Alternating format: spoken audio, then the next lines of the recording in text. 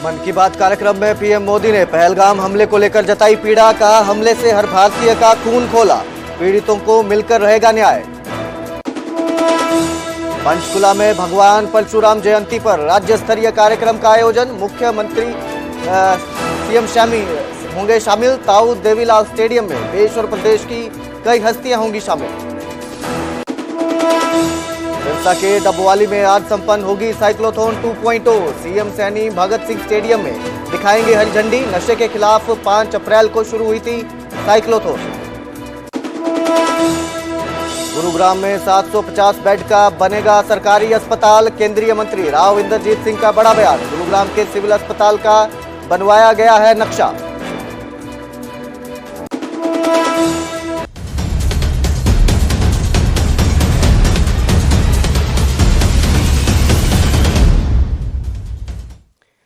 नमस्कार, स्वागत है न्यूज 18 पंजाब हरियाणा में। मैं हूं कुलदीप भारद्वाज। देश और प्रदेश की सभी जरूरी खबरें लेकर हाजिर हूं, लेकिन बुलेटिन की शुरुआत करेंगे मन की बात कार्यक्रम से, जहां पर पहलगाम हमले को लेकर पीएम मोदी का दर्द छलका। पहलगाम आतंकी हमले पर उनकी पीड़ा सामने आई। आतंकी हमले से मन में गहरी पीड़ा है। पीएम ने ये कहा है, हमले से हर भारतीय का खून खोला है। तो प्रधानमंत्री नरेंद्र मोदी ने मन की बात में देश का संबोधन किया, जहां पर उन्होंने पहलगाम हमले का जिक्र करके बताया कि इस हमले से हर भारतीय का खून खोला है, दुश्मनों को विकास रास नहीं आया, ऐसा कहना है पीएम मोदी का। संबोधन में उन्होंने कहा है और साथ ही उन्होंने कहा है कि पीड़ितों को न्याय मिलकर रहेगा, एकजुटता ही हमारी बड़ी शक्ति है। तो पीएम मोदी ने मन की बात कार्यक्रम में देश का संबोधन किया और कहा कि पहलगाम हमले के जो भी दोषी हैं उनको सजा मिलेगी, पीड़ितों को न्याय मिलकर रहेगा।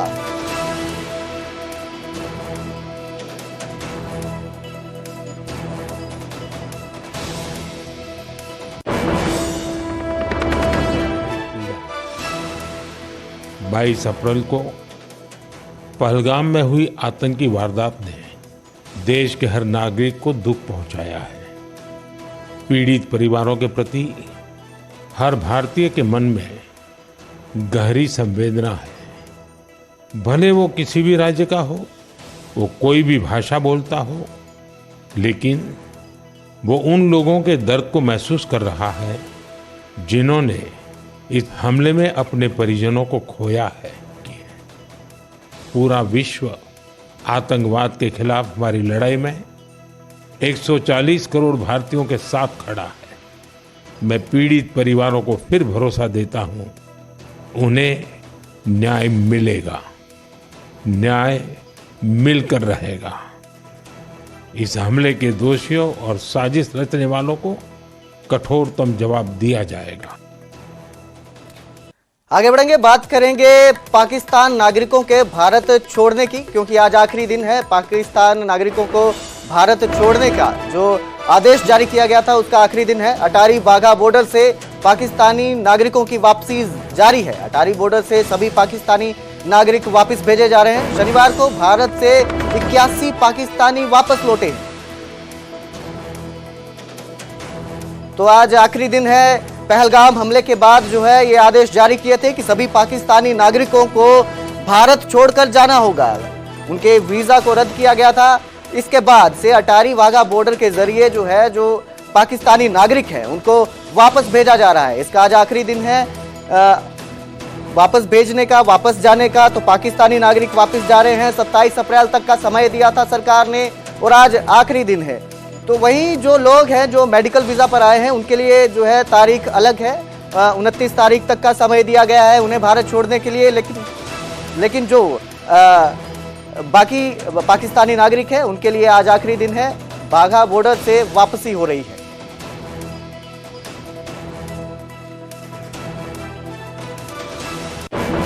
40 दिन का वीजा था, 2 दिन रहे हैं बस। 2 दिन पहले आए? हाँ जी। तो वापस जाना पड़ रहा है, मन में गुस्सा है? आपको तो पता है कि जाना पड़ रहा, गुस्सा नहीं होगा। प्यार करूंगी, डांस करते हुए जाऊंगी, गाना गाते हुए जाऊंगी। तो यहाँ पर कौन है जिसके पास आए? मेरी माँ, माय मदर। आपको अपनी माँ से जुदा होना पड़ रहा है? उनके कब्र तक भी नहीं जा पाई। मेरे 2 भाई की डेथ हो गई। मेरी बहन वो भतीजा जवान था, उसकी डेथ हो गई। किसी को सीने से लगा के रो भी नहीं सका किसी को। पूरा पूरा दिन एलआईयू ऑफिस। पाकिस्तान कहाँ से आए? कराची से, डरती थोड़ी हूँ। पूछा गर्मी भी क्या पूछा आप? कराची से हूँ। 40 दिन का वीजा था, 2 दिन रहे बस। अच्छा, 2 दिन पहले आए हाँ जी। तो वापिस जाना पड़ रहा है, मन में गुस्सा है? आपको तो पता है कि जाना पड़ रहा, गुस्सा नहीं होगा, प्यार करूंगी, डांस करते हुए जाऊंगी, गाना गाते हुए जाऊंगी। तो यहाँ पर कौन है जिसके पास आए थे? मेरी माँ, माय मदर। आपको अपनी माँ से जुदा होना पड़ा? उनके कब्र तक भी नहीं जा पाई। मेरे 2 भाई की डेथ हो गई। मेरी बहन वो भतीजा जवान था, उसकी डेथ हो गई। किसी को सीने से लगा के रो भी नहीं सका किसी को। पूरा पूरा दिन एलआईयू ऑफिस। पाकिस्तान कहाँ से आए? कराची से, डरती थोड़ी हूँ। पूछा गर्मी भी क्या पूछा आप? कराची से हूँ।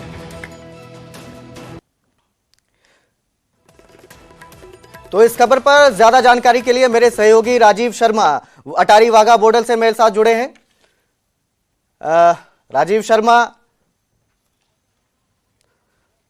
जी। राजीव जी, मैं जानना चाहूंगा कि कैसे हालात हैं वहां पर इस समय। जो पाकिस्तानी नागरिक हैं वो इकट्ठा हो रहे हैं अटारी वाघा बॉर्डर पर। आज लास्ट दिन है वहां से वापसी का, भारत वापसी का। तो क्या कुछ हालात अटारी बॉर्डर पर? बिल्कुल, आज जो डेडलाइन है वो खत्म होने जा रही है। तो एक तरफ पाकिस्तानी जो नेशनल है वो वापस जा रहे हैं, लेकिन यहाँ पर अभी एक जर्मन से जो युवक है वो पहुंचा है और ये पाकिस्तान जाना चाहते हैं, क्योंकि एक ही जो रूट है सिंगल बाय रोड, जिससे के जरिए लोग जो हैं वो भारत से पाकिस्तान जा सकते हैं। लेकिन अब इनको भी दिक्कत जो है वो आ सकती है।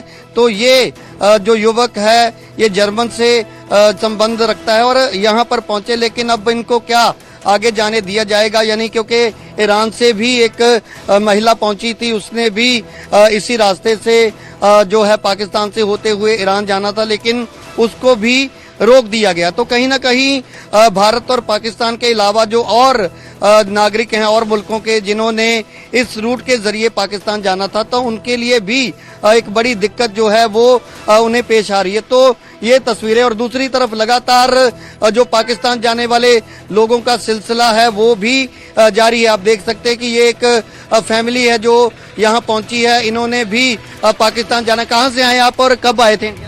20 दिन पहले आए थे। अभी वीजा था आपका? हाँ है। तो भी इमरजेंसी में जाना पड़ता है? जी जी।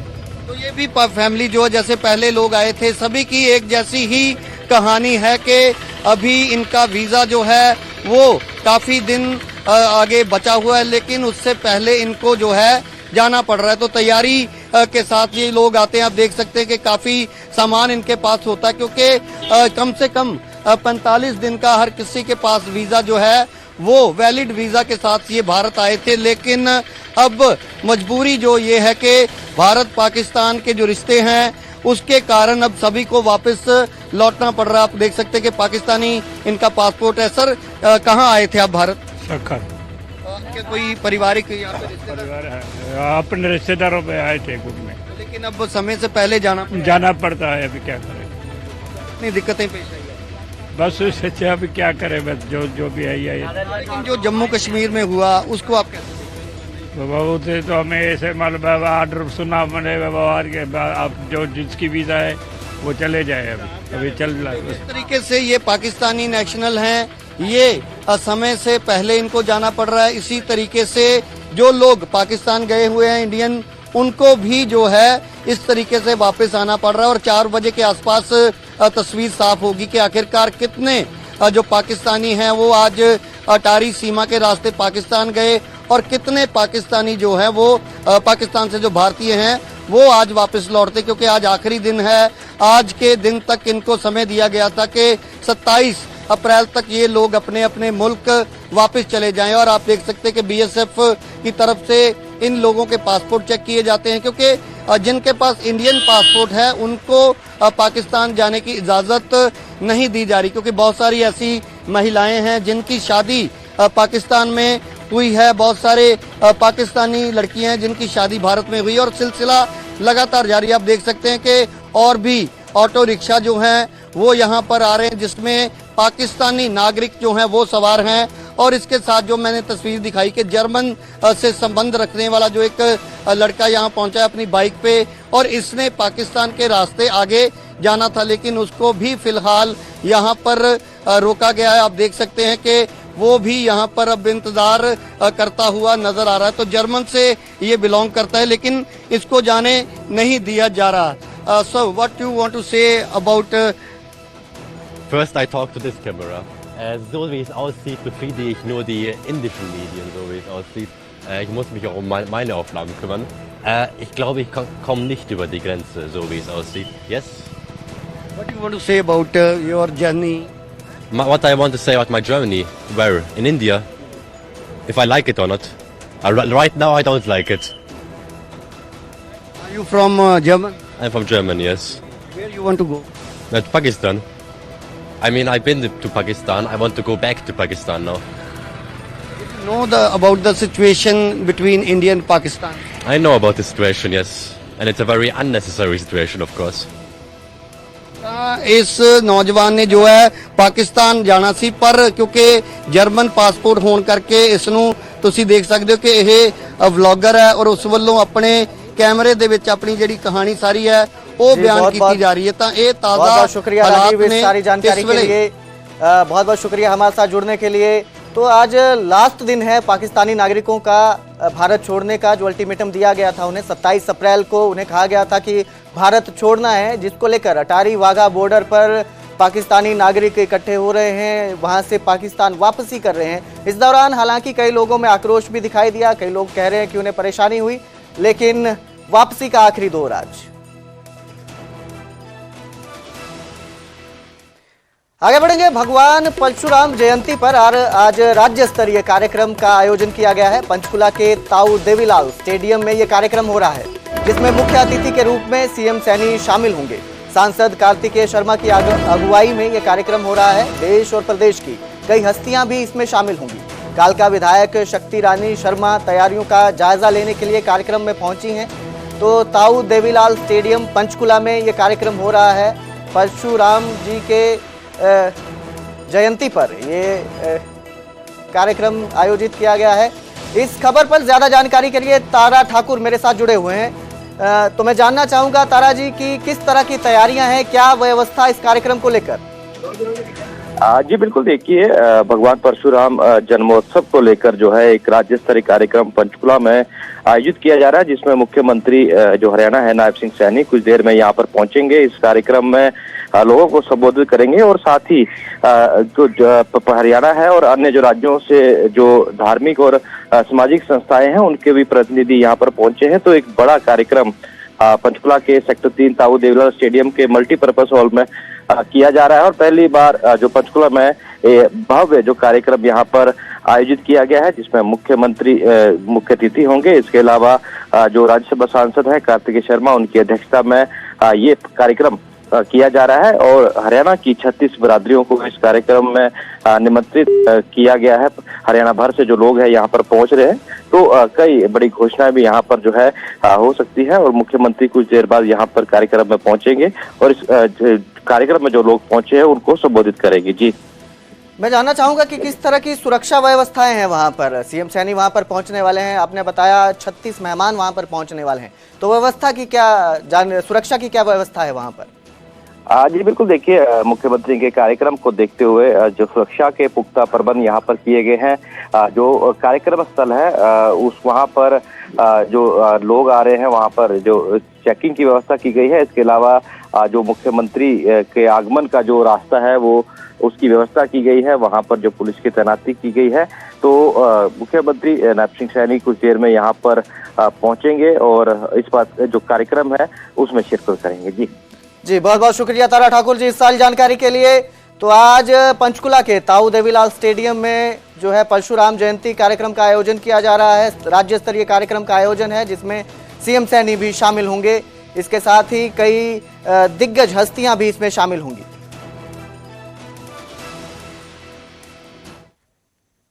रुक करेंगे अगली खबर का, जो सिरसा के डबोली से सामने आई है। सिरसा के डबोली में आज साइक्लोथॉन 2.0 का समापन होगा।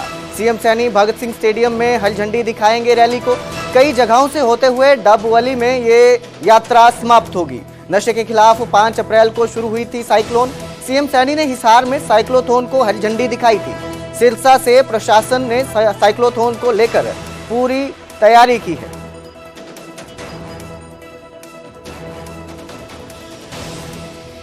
इस खबर पर ज्यादा जानकारी के लिए मेरे सहयोगी जसपाल जी मेरे साथ फोन लाइन पे जुड़े हुए हैं। मैं जानना चाहूंगा कि आज जो है इस साइक्लोथॉन 2.0 का आखिरी दिन है, तो क्या कुछ तैयारियां, क्या कुछ अपडेट और किस तरह का ये पूरा सफर रहा? देखिए, मैं बताना चाहूंगा कि जो साइक्लोथॉन यात्रा है वो सिरसा पहुंची थी और आज यात्रा का जो है वो समापन हो गया है। और इस अवसर पर कैबिनेट मंत्री किशन बेदी और पूर्व सांसद सुनीता दुग्गल और गोपाल कांडा भी मौजूद रहे थे सीएम के साथ। तो ये यात्रा का मुख्य उद्देश्य यही था कि जो नशे के खिलाफ इस यात्रा को जो निकाला जा रहा है, पूरे प्रदेश भर में ये यात्रा है वो निकाली जा रही है और आज इस यात्रा का समापन हो गया है। और सीएम ने भी कहा है कि इस यात्रा का मुख्य मकसद यही है कि जो नशे के खिलाफ है युवाओं को जागरूक करना, ताकि वो नशे की लत में न पड़ के और अपने काम में व्यस्त रहें और इस तरह का नशा जो है वो न करे किसी प्रकार। जी बहुत बहुत शुक्रिया जसपाल जी सारी जानकारी के लिए।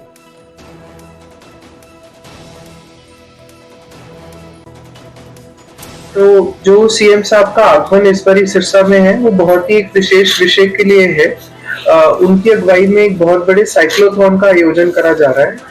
इस साइक्लोथॉन जो है सिरसा में हमारा जो सिरसा स्टेडियम है वहां से शुरू होकर घूमते हुए महाराणा प्रताप चौक से मुड़कर वापस सिरसा स्टेडियम में ही एंड हो जाएगा। इसका जो डिस्टेंस है 6 से 7 किलोमीटर रहेगा। इसके अलावा जो ये जो साइक्लोथॉन है इसका एक और ऑल्टरनेटिव एंडिंग है। जो हमारे सीरियस साइकिल चलाने वाले व्यक्ति हैं उनके लिए जो है ये ओढ़ा गांव में इसका अंत होगा स्कूल में। तो इसकी जो तैयारी है वो काफी जोर शोर से चल रही है। हमारे यहाँ पे 50,000 से ज्यादा जो है रजिस्ट्रेशन हो चुकी हैं और हमें उम्मीद है कि रेस स्टार्ट होने से पहले ही रजिस्ट्रेशन का आंकड़ा 65,000 क्रॉस कर जाएगा। रुक करेंगे अगली खबर का। गुरुग्राम में 700 बेड का अस्पताल बनेगा, सरकारी अस्पताल बनाया जाएगा। केंद्रीय मंत्री राव इंद्रजीत सिंह ने यह बयान दिया है। गुरुग्राम के सिविल अस्पताल का नक्शा बनवाया गया है, जल्दी ही टेंडर देकर शुरू करवाएंगे, काम शुरू करवाया जाएगा। अस्पताल का 9 साल पहले जो है उसे जर्जर घोषित कर दिया गया था, उसके बाद जो है उसे तोड़ दिया गया था। तो गौरतलब है कि पिछले करीब 9 साल पहले सरकारी अस्पताल को कंडम घोषित करने के बाद तोड़ दिया गया था। सरकारी अस्पताल की जगह प्रशासन ने पार्किंग बनाई है। शहर के अलग अलग हिस्सों में जो है वो काम चल रहा है, सरकारी अस्पताल का काम चल रहा है और अब 700 बेड का सरकारी अस्पताल बनाया जाएगा, ऐसा दावा किया जा रहा है, ऐसा बयान सामने आया है।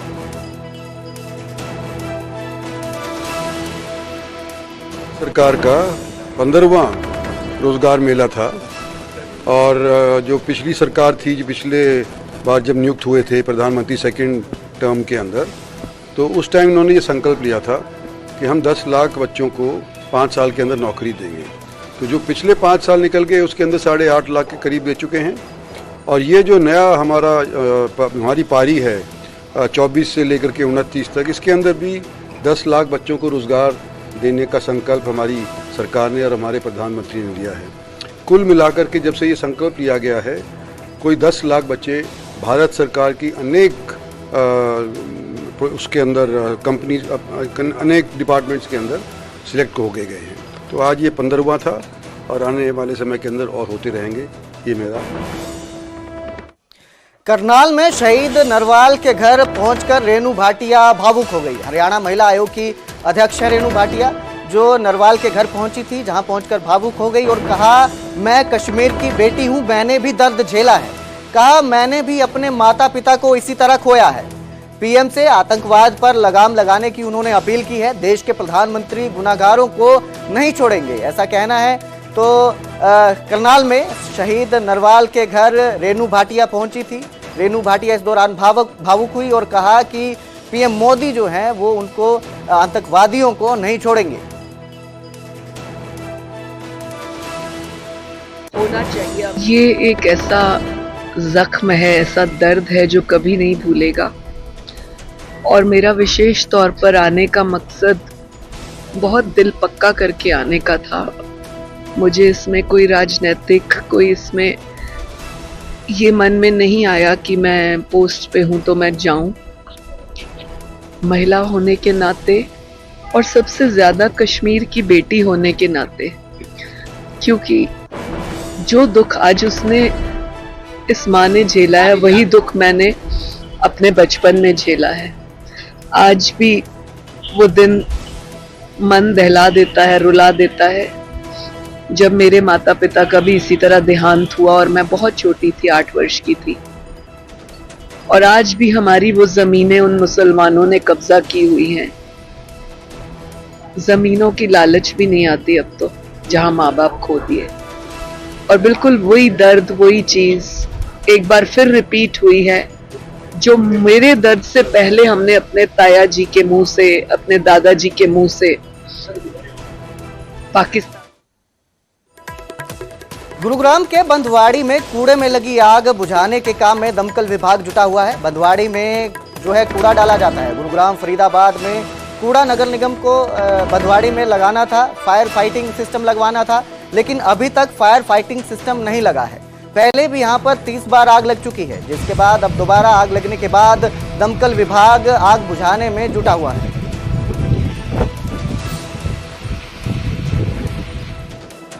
ये तस्वीरें देख रहे हैं आप, जिनमें आप देख सकते हैं कि आग लगी हुई है कूड़े के ढेर के अगल बगल। चारों तरफ आपको धुएं का जो है गोला दिखाई दे रहा होगा, आग दिखाई दे रही है। आसमान छूती लपटें हैं, जिसे बुझाने के लिए दमकल विभाग लगातार काम कर रहा है। ये जो आग है ये कूड़े के ढेर में लगी है। आप देख सकते हैं कितनी भयंकर आग है, हर तरफ धुआं फैल चुका है। तो बंधवाड़ी में सारा जो कूड़ा है वो डाला जाता है। पहले भी यहाँ पर आग लग चुकी है, 30 बार आग लग चुकी है और इस बार फिर आग लगने की घटना सामने आई है। कहा गया है कि यहाँ पर फायर सिस्टम लगवाने की मांग की गई है, लेकिन अभी तक उस पर कोई काम नहीं हुआ, जिसके बाद आप देख सकते हैं कि किस तरह एक बार फिर आग ने तबाही मचाई हुई है। कूड़े में तबाही आग लगी हुई है।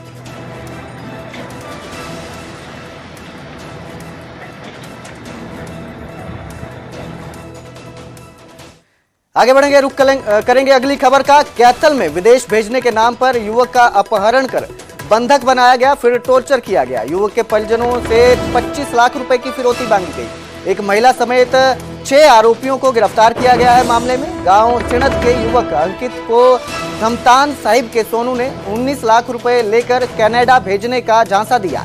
इसी सिलसिले में अंकित को किडनैप कर लिया गया और परिजनों से 25 लाख की फिरौती मांगी गई। परिजनों ने पुलिस में शिकायत दर्ज करवाई है, जिसके बाद पुलिस ने एक महिला समेत 6 लोगों को गिरफ्तार कर लिया है। आरोपियों के कब्जे से युवक को सुरक्षित बचा लिया गया है। अब इसको अंकित को सुरक्षित बरामद कर लिया गया है।